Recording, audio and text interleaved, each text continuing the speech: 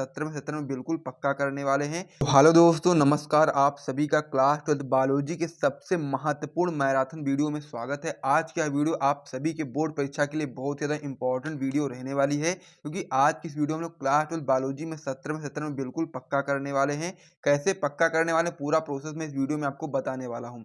आज की इस वीडियो में हम लोग क्लास 12 बायोलॉजी की पूरी किताब में आपके जितने भी महत्वपूर्ण टाइप के प्रश्न होते हैं, जो कि आपके बोर्ड परीक्षा में आ सकते हैं 2025 की बोर्ड परीक्षा में 3 मार्च को, वो सारे प्रश्न हम लोग आज की इस वीडियो में करने वाले हैं। सबसे पहले हम लोग महत्वपूर्ण बहुविकल्पी प्रश्नों को करेंगे, फिर हम लोग महत्वपूर्ण अति लघु उत्तरीय प्रश्नों को करेंगे, फिर महत्वपूर्ण लघु उत्तरीय प्रश्नों को करेंगे और फिर हम लोग महत्वपूर्ण दीर्घ उत्तरीय प्रश्नों को करेंगे। यानी कि हर एक टाइप के प्रश्न यहाँ पर हम लोग करने वाले हैं, जो भी आपके बोर्ड परीक्षा के लिए इंपॉर्टेंट रहने वाला है। तो आज का वीडियो आप सभी लोग के लिए बहुत ही इंपॉर्टेंट है, यदि आप लोग क्लास 12 बायोलॉजी स्टूडेंट हैं और साथ ही में 3 मार्च को एग्जाम देने वाले हो। तो वीडियो बहुत ही स्किप मत करिएगा वीडियो को बिल्कुल भी, क्योंकि वीडियो बहुत ही ज़्यादा इंपॉर्टेंट है आप सभी लोग के लिए और सभी आपके महत्वपूर्ण वायरल प्रश्न यहाँ पर आपको करवाए जाएंगे, जो कि आपके बोर्ड परीक्षा के लिए बहुत ज़्यादा इंपॉर्टेंट होंगे। तो बिना टाइम को वेस्ट किए हम लोग वीडियो को स्टार्ट करते हैं। वीडियो को शुरू करने से पहले मैं आपको बता दूं कि यदि आपको इन सभी चीज़ों का पीडीएफ वगैरह चाहिए तो मात्र 50 रुपीज़ में आप प्राप्त कर सकते हो। इस नंबर पर व्हाट्सएप पर मैसेज करना है। नंबर है 97 93 44 0081।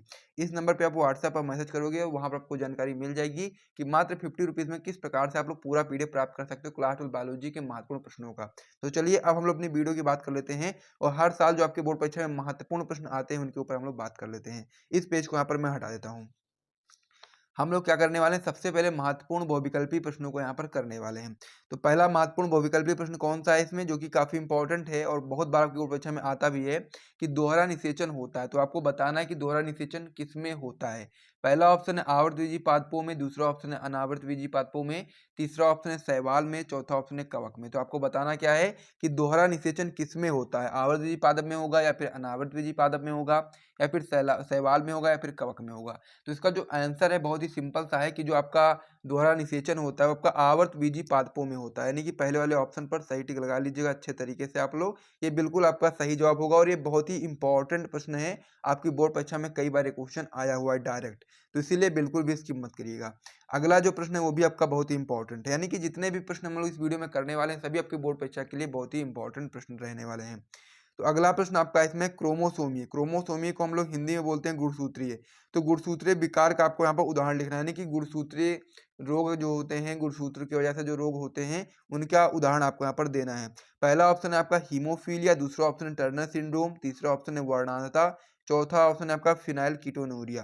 तो यहाँ पर आपको ये बताना था कि ऐसे रोग का नाम आपको यहाँ पर सही टिक लगाना है जो आपका गुणसूत्रीय विकार का उदाहरण हो, यानी कि क्रोमोसोमीय विकार का उदाहरण हो। तो यहाँ पर जो टर्नर सिंड्रोम होता है आपका गुणसूत्रीय विकार का ही एक रोग है, तो इसीलिए आप लोग इस वाले ऑप्शन पर सही टिक लगा लीजिएगा अच्छे तरीके से। फिर हम लोग अगले क्वेश्चन की ओर बढ़ जाते हैं। अगला प्रश्न आपका इसमें हो जाता है कि डीएनए और आरएनए में समानता है। तो डीएनए और आरएनए में क्या समानता होती है, ये चीज आपको इसमें बताना है। पहला ऑप्शन है दोनों में से एक शर्करा पाई जाती है, दोनों में एक शर्करा पाई जाती है। दूसरा ऑप्शन है दोनों एक समान पिरिमिडीन से युक्त होते हैं। तीसरा ऑप्शन है दोनों न्यूक्लियोटाइड्स की पॉलीमर श्रृंखलाएं हैं और चौथा ऑप्शन है दोनों एकल पॉलीपेप्टाइड श्रृंखलाओं के रूप में होते हैं।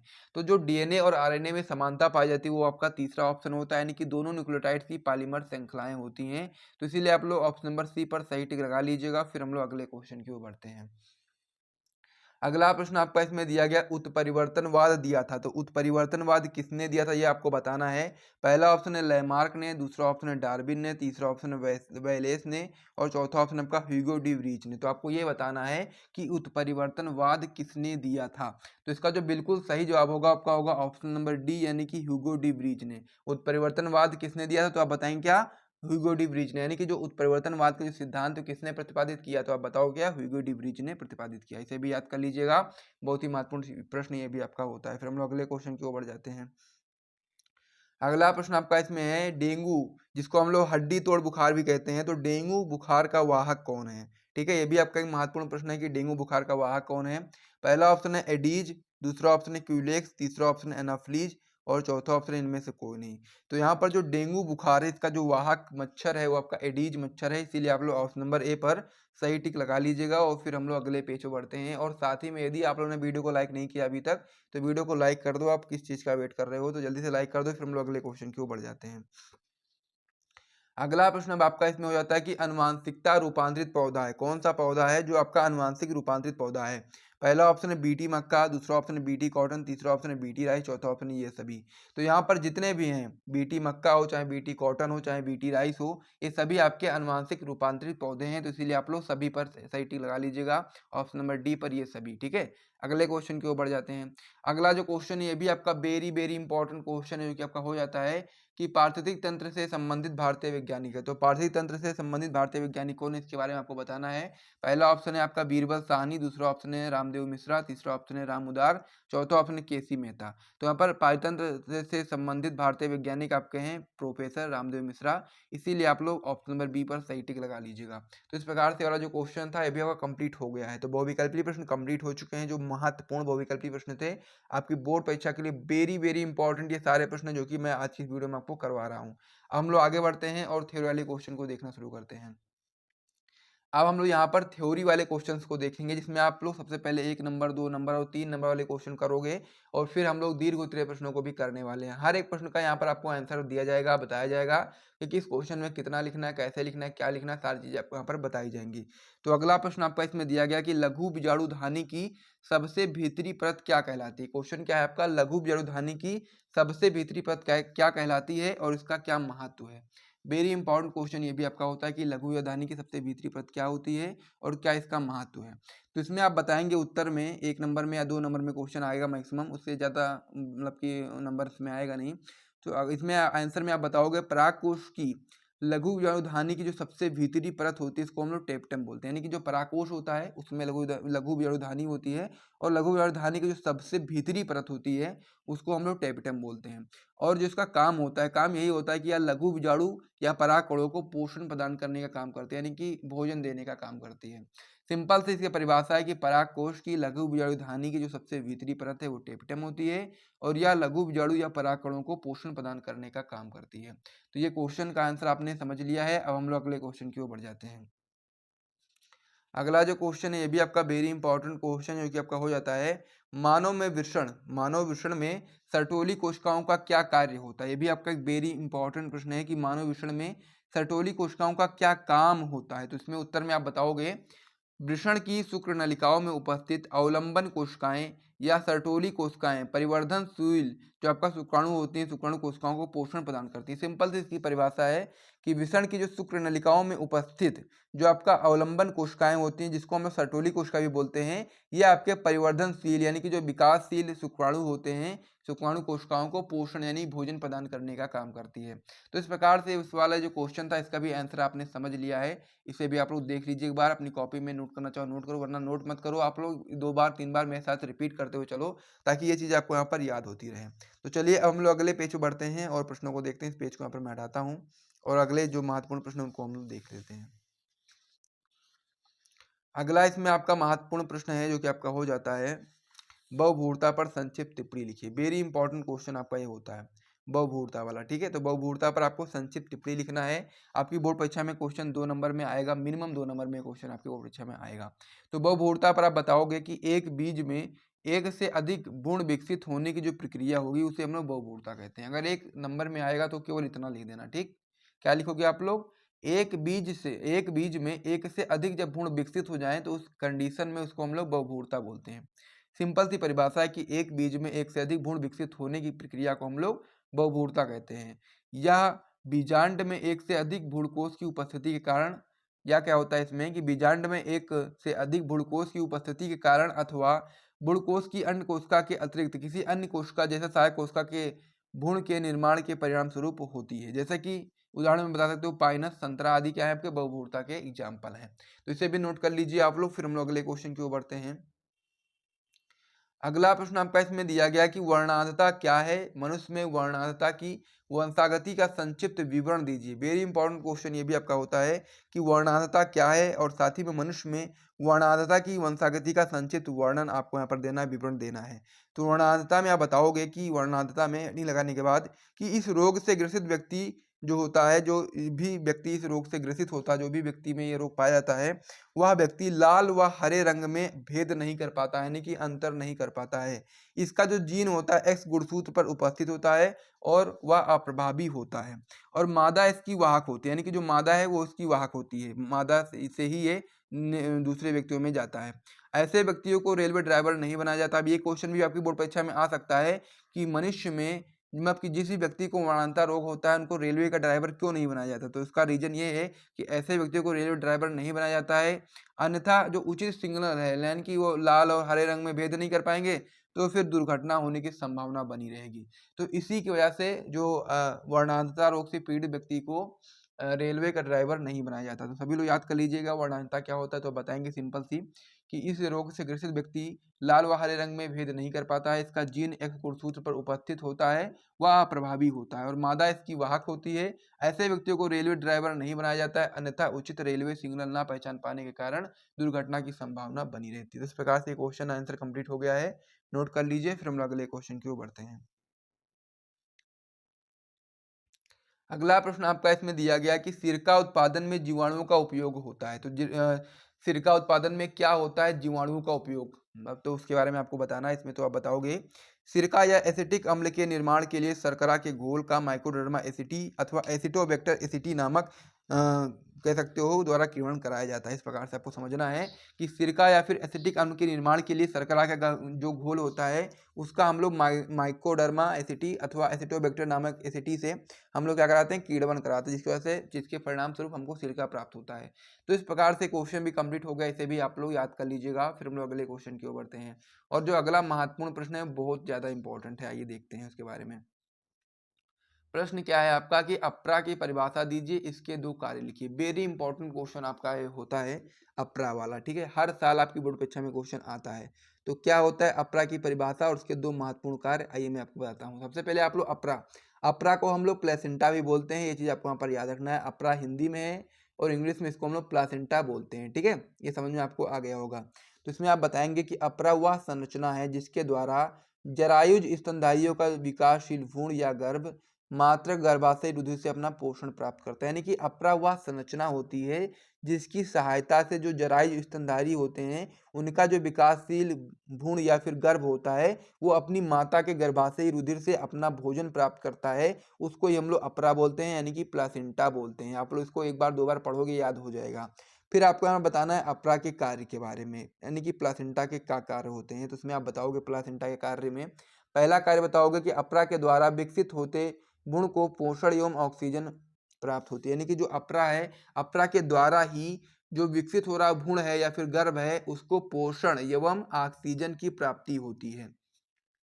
दूसरा कार्य आप बताओगे कि अप्रा द्वारा स्रावित हार्मोन गर्भावस्था बनाए रखने और शिशु जन्म में सहायता करते हैं। यानी कि अप्रा के द्वारा कुछ हार्मोन भी रिलीज होते हैं जो कि गर्भावस्था को बनाए रखने और शिशु जन्म में सहायता भी करते हैं। तो यहाँ पर आपको दो कार्य बताने थे, लेकिन मैं आपको यहाँ पर तीन कार्य बता देता हूँ ताकि अगर कोई एक भूल भी जाओ तो भी आप लोग आराम से कर ले जाओगे। तीसरा कार्य बताओगे आप लोग कि अप्रा द्वारा उत्सर्जी पदार्थ भ्रूण के रुधिर से विसरण द्वारा माता के रुधिर में चले जाते हैं। यानी कि अप्रा के द्वारा जो उत्सर्जी पदार्थ होते हैं भ्रूण के रुधिर से विसरण के द्वारा माता के रुधिर में चले जाते हैं, ठीक है। इस प्रकार से आपको ये समझना है कि जो भी चीज मतलब वेस्ट वेस्ट पदार्थ होता है वो क्या कहाँ चला जाता है, वो भ्रूण जो होता है भ्रूण के रुधिर से विसरण होता है माता के रुधिर में और फिर वहां से वो बाहर निकल जाता है। इस प्रकार से आपको समझना है। तो इस प्रकार से अप्रा एवं अप्रा की परिभाषा और साथ ही में अप्रा के कार्य भी मैंने आपको बता दिए हैं, याद कर लीजिए सभी लोग। फिर हम लोग अगले क्वेश्चन की ओर बढ़ते हैं। अगला जो क्वेश्चन होता है भी आपका वेरी इंपॉर्टेंट क्वेश्चन होता है। क्वेश्चन क्या है आपका कि मानव शुक्राणु का नामांकित चित्र बनाइए। वेरी इंपॉर्टेंट क्वेश्चन आपका ये होता है। इसमें आपको समझना पड़ेगा डायग्राम कैसे बनाओगे आप लोग, और डायग्राम बनाना बहुत ही सिंपल है। यदि आपकी प्रैक्टिस है तो आप लोग आराम से बना ले जाओगे, कोई दिक्कत आपके यहाँ पर नहीं होगी। सबसे पहले आपको क्या बनाना होता है, सबसे पहले आप लोग को इस प्रकार से चीज़ बनानी होती है। इसको हम लोग केंद्रक बोलते हैं, ठीक है। इसको इस प्रकार से बनाने के बाद इसको इस प्रकार से कर दो। उसके बाद में फिर आपको कुछ करना ही नहीं है, इतना कर दिया। देखते जाओ आप लोग, एक ही बार में मैं आपको बना कर दिखाता हूँ। इस प्रकार से हो गया, फिर इतना हो गया, फिर इतना करने के बाद ऐसे पूंछ बना दो। बस ये आपका डायग्राम पूरा होता है शुक्राणु का, ठीक है। अब इसमें कुछ चीज़ें होती है इसको आप लोगों को बना देना है, जैसा कि यहाँ पर मैंने बना रखा है। सबसे पहले आप देखोगे तो ये आपका केंद्रक होता है, रेड कलर वाला पार्ट केंद्रक यानी कि एन। उसके ऊपर होता है आपका एक्रोसोम, ठीक है। उसके बाद फिर आपका यहाँ पर जो दो बिंदु होते हैं बीच में यहाँ पर तो इसको हम लोग बोलते हैं, पहले ऊपर वाले बिंदु को बोलते हैं समीपस्थ तार केंद्र, नीचे वाले को बोलते हैं दूरस्थ तार केंद्र, और इसके बीच में जो होता है इसको हम लोग माइटोकॉन्ड्रिया बोलते हैं। ठीक है, अब ये जो पूरा पार्ट होता है इस प्रकार से होता है, जिसको हम लोग, ये वाला जो पार्ट होता है इसको हेड के रूप में दिखाई दे रहा है, इसको हम लोग हेड बोलते हैं। बीच में गला जैसा है तो इसको हम लोग नेक बोलते हैं। फिर आपका ये मिडिल पार्ट होता है और लास्ट में आपकी टेल यानी कि पूंछ होती है। शुक्राणु की संरचना आपकी इसी प्रकार से होती है, इतनी चीजें आपको लिख देना है और आपको नंबर पूरे मिल जाएंगे। तो इस प्रकार से यार जो क्वेश्चन था अभी कंप्लीट हो गया, इसे भी आप लोग देख लीजिए, नोट कर लीजिए। फिर हम लोग अगले क्वेश्चन की ओर बढ़ते हैं। नेक्स्ट क्वेश्चन देखते हैं, नेक्स्ट क्वेश्चन कौन सा रहने वाला है। अगला जो क्वेश्चन है ये भी आपका एक महत्वपूर्ण प्रश्न है। क्या प्रश्न है? प्रश्न आपका है पारसी तंत्र की परिभाषा लिखिए, खाद्य श्रृंखला एवं खाद्य जाल में अंतर स्पष्ट कीजिए। ये भी आपका वेरी इंपॉर्टेंट क्वेश्चन होता है कि पारितंत्र की परिभाषा को लिखनी है, साथ ही में खाद्य श्रृंखला एवं खाद्य जाल में क्या अंतर होता है ये भी आपको बताना है। सबसे पहले बताओगे पारिस्थितिक तंत्र की परिभाषा, तो उसमें आप बताओगे वह तंत्र जो वातावरण के जैविक तथा अजैविक कारकों के परस्पर संबंधों तथा प्रक्रियाओं को व्यक्त करता है, उसको हम लोग पारितंत्र या फिर पारिस्थितिक तंत्र बोलते हैं। ये जो क्वेश्चन होता है ना, ये क्वेश्चन आप लोग देखोगे तो ये एक नंबर में अलग से आ सकता है कि पारिस्थितिक तंत्र की परिभाषा लिखिए, और ये सब तीनों जो साथ में आएंगे तो 3 नंबर में क्वेश्चन आएगा। तो इसमें आप लोग क्या बताएंगे, पहले सबसे पहले पारितंत्र की परिभाषा में कि वह तंत्र जो वातावरण के जैविक तथा अजैविक कारकों के परस्पर संबंधों तथा प्रक्रियाओं को व्यक्त करता है उसको हम लोग पारितंत्र या फिर पारिस्थितिक तंत्र बोलते हैं। अब यहाँ पर आपका पारितंत्र का जो परिभाषा था क्लियर हो गया है। अब आपको यहाँ बताना है खाद्य श्रृंखला और खाद्य जाल में अंतर। तो खाद्य श्रृंखला में सबसे पहला पॉइंट आप बताओगे हेडिंग लगाने के बाद, इसमें जीवधारियों की संख्या सीमित होती है, यानी कि जो खाद्य श्रृंखला होता है इसमें जीवधारियों की जो संख्या होती है वो सीमित होती है। वहीं पर जो खाद्य जाल होता है इसमें जीवधारियों की संख्या होती है वो असीमित होती है। इस प्रकार से आपको यहाँ पर याद रखना है। पहले पॉइंट में क्या था खाद्य श्रृंखला में कि इसमें जीवधारियों की संख्या सीमित होती है, लेकिन खाद्य जाल में जीवधारियों की संख्या जो होती है वो सीमित नहीं असीमित होती है। खाद्य श्रृंखला में दूसरा पॉइंट बताओगे आप लोग कि इसमें केवल एक श्रृंखला होती है, खाद्य श्रृंखला में केवल एक श्रृंखला होती है, लेकिन खाद्य जाल में अनेक खाद्य श्रृंखलाएं मिलकर के खाद्य जाल बनाती हैं। खाद्य श्रृंखला में लास्ट पॉइंट बताओगे कि इसके माध्यम से ऊर्जा का स्थानांतरण एक मार्ग से होता है, यानी कि खाद्य श्रृंखला के माध्यम से ऊर्जा का जो स्थानांतरण होता है एक मार्ग में होता है, और वहीं पर जो खाद्य जाल होता है इसमें ऊर्जा का स्थानांतरण अनेक मार्गों से होता है। तो इस प्रकार से पारिस्थितिक तंत्र की परिभाषा और साथ ही में खाद्य श्रृंखला और खाद्य जाल में क्या अंतर होता है वो भी मैंने आपको क्लियर करा दिया है। सभी चीज़ों को नोट कर लीजिए, याद कर लीजिए, फिर हम लोग अगले क्वेश्चन की ओर बढ़ते हैं।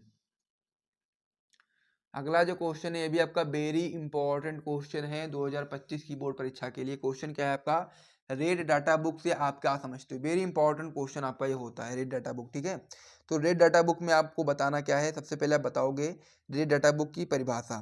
तो परिभाषा बताओगे सबसे पहले, तो परिभाषा समझो। परिभाषा में आप बताओगे IUCN द्वारा जारी एक विशेष किताब जिसमें विलुप्त संकटग्रस्त क्षति आशंकित दुर्लभ सुवेद तथा अनाकलित जीव जातियों का सूचीबद्ध विवरण दिया जाता है, इसको हम लोग रेड डाटा बुक कहते हैं।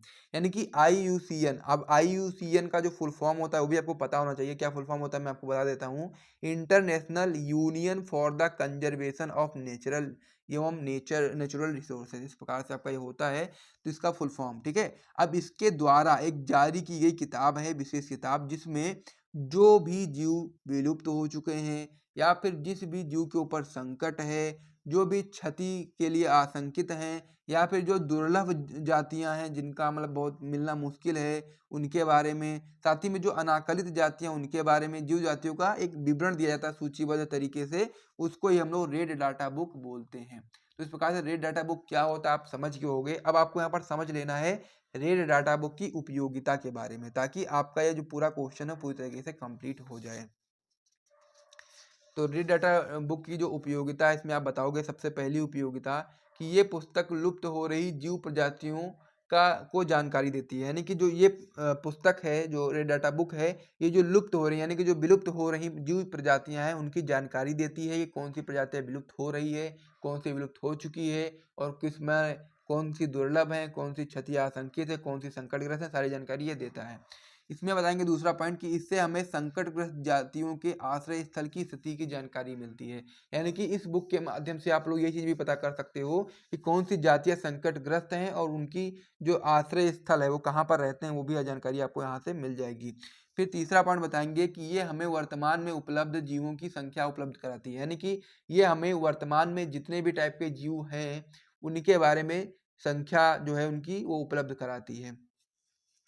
चौथा पॉइंट बताओगे आप लोग इसमें कि ये पुस्तक आंकड़ों के माध्यम से लोगों को जीव संरक्षण के लिए प्रेरित करते हैं, यानी कि इस पुस्तक में सारे आंकड़े मिल जाएंगे आपको कि कौन सा जीव कितना, मतलब कि कितनी उसकी संख्या है और वो किस प्रकार से उनकी ग्रोथ हो रही है या फिर वो विलुप्त हो रहे हैं। तो इस प्रकार से सारी चीज़ आपको जो पता रहेंगी तो फिर आपको ये प्रेरित करता है कि कोई भी अगर जाति विलुप्त हो रही तो आप लोग उसको किस प्रकार से संरक्षण करके उसको आगे लेकर चलो, ठीक है। तो इस प्रकार से सारी चीज़ जानकारी आपको इसमें मिलती है।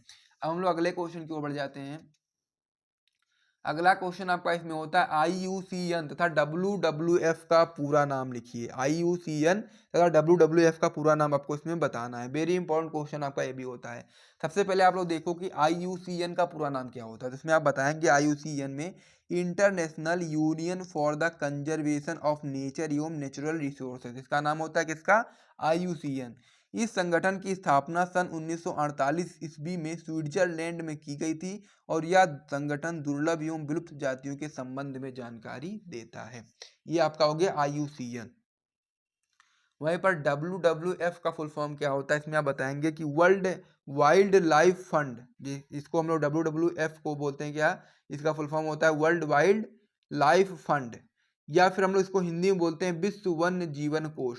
इस संगठन की स्थापना सन 1962 ईस्वी में स्विट्जरलैंड में की गई थी। इसके अंतर्गत वन्य जो जंतुओं के संरक्षण के साथ उनके संरक्षण हेतु धन का भी एकत्रीकरण किया जाता है। तो इस प्रकार से वाला जो क्वेश्चन था IUCN तथा WWF का पूरा नाम और साथ ही में डिटेल भी मैंने आपको बता दी है। अगर आपके बोर्ड परीक्षा में क्वेश्चन आएगा तो आप लोग पूरा डिटेल भी कर सकते हो। तो इस प्रकार से वाला जो क्वेश्चन था ये भी कंप्लीट हो गया, इसे भी आप लोग नोट कर लीजिएगा। फिर हम लोग आगे बढ़ते हैं। अब हम लोग महत्वपूर्ण दीर्घ उत्तरीय प्रश्नों को करने वाले हैं जो कि आपकी बोर्ड परीक्षा के लिए बहुत ही इंपॉर्टेंट है। तो चलिए दीर्घ उत्तरीय प्रश्न के ऊपर हम लोग बात कर लेते हैं। अब तो दीर्घ उत्तरीय प्रश्न में आपका इसमें जो प्रश्न हो जाता है आपका है कि आवर्त बीजी पादपों में गुरु बीजाणु जनन प्रक्रिया का वर्णन कीजिए। वेरी इंपॉर्टेंट क्वेश्चन आपका ये होता है। इसमें क्या बताना है आपको? आवर्त बीजी पादपों में गुरु बीजाणु जनन प्रक्रिया का आपको यहाँ पर वर्णन करना है। सबसे पहले आप क्या बताओगे गुरु बीजाणु जनन में? सबसे पहले उसकी परिभाषा बताओगे। तो इसमें आप बताओगे बीजांड तथा भ्रूणकोश की परिवर्धन की प्रक्रिया को ही हम लोग गुरु बीजाणु जनन कहते हैं। फिर आप लोग आगे क्या करोगे, स्टेप बाय स्टेप सारी चीज़ें मैं आपको यहाँ पर बताऊंगा और साथ ही में इसका जो डायग्राम होता है, डायग्राम भी किस प्रकार से आपको अपनी बोर्ड परीक्षा की कॉपी में बनाना है वो भी मैं आपको यहाँ पर बताऊंगा। उससे पहले मैं आपको बता दूं कि ये आपका डायग्राम जो होता है एक बार समझ लो आप लोग कि कैसे बनाओगे। जो बीजांड होता है उसका डायग्राम किस प्रकार से बनाओगे। सबसे पहले एक गोला इस प्रकार से खींचना है आपको, ठीक है। उसके ऊपर एक गोला ऐसे, फिर इसके बगल में एक और ऐसे, फिर इसको पूरा कर देना है, ठीक है। इसको लाके इधर पूरा कर देना है। ये वाला इधर आ गया, इसका वाला, फिर इसके बाद में फिर एक ऐसे। बस ये आपका पूरा डायग्राम होता है। ऐसे आपको बनाना है। ऐसे ही यहाँ पर जितने भी डायग्राम बने हुए हैं उसको सबको बनाना है। कैसे बनाओगे आइए समझते हैं। सबसे पहले इसकी जो थ्योरी उसके बारे में। सबसे पहली लाइन दी गई है कि बीजांड काय में उपस्थित मृदुतक कोशिकाओं में से एक अर्ध स्तरीय कोशिका आकार में बड़ी हो जाती है तथा इसका कोशिका द्रव्य गाढ़ा तथा केंद्रक बड़ा हो जाता है। इस प्रकार से आपको समझना है। इसे हम लोग प्रपोषु कोशिका बोलते हैं। तो यहाँ पर सबसे पहले पहले डायग्राम में देखो ये क्या है, पूरा डायग्राम स्टेप बाय स्टेप मैंने बनाया है। तो इसमें आप देखोगे तो जो बीजांड काय, ये जो आपका इसमें जो कोशिकाएं होती है इसको हम लोग क्या बोलते हैं? बीजांड काय बोलते हैं।